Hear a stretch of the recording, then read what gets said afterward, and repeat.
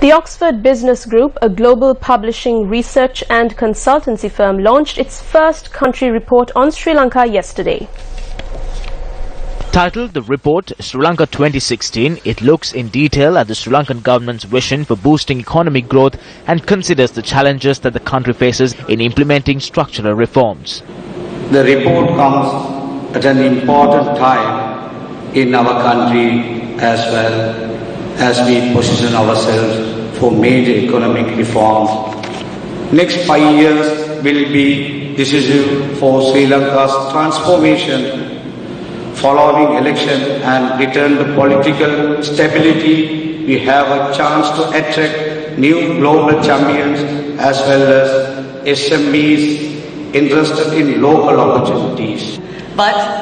The launch also included a lively debate on the theme Sri Lanka Invest Opportunities 2016-2017. The panelists consisted of several prominent personalities including Deputy Minister of Foreign Affairs Dr. Harsha De Silva and Board of Investments Chairman Upul Jayasuriya. The overriding message is definitely Sri Lanka is one of the more attractive nations for investment in Asia. Just a few more steps are needed.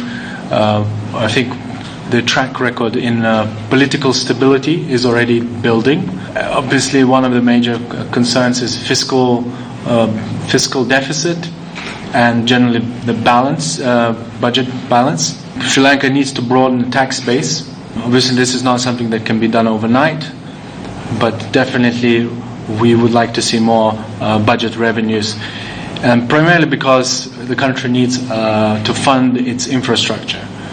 The idea that foreigners will come and pay for your infrastructure is a tough sell. The sovereign has to assume a certain amount of liability, so the sovereign has to step up and fund these projects. And the only way to do it is through taxation, because ultimately you're creating public good. As at the moment, the BOI zones are housing about 10% of the BOI projects in Sri Lanka. These 12 zones that we have, which has about 300 factories, they got vacancies up to nearly 25,000 vacancies in the zones alone. That would mean there are at least 200,000 vacancies in the BOI factories alone in the rest of the country. We have to face this reality. I have written to 225 members of parliament individually to send names of people who would desire to be employed. I had no response with at least 100 names. So we are at a juncture. We have to decide whether we are going to continue with this or what are we going to do with it.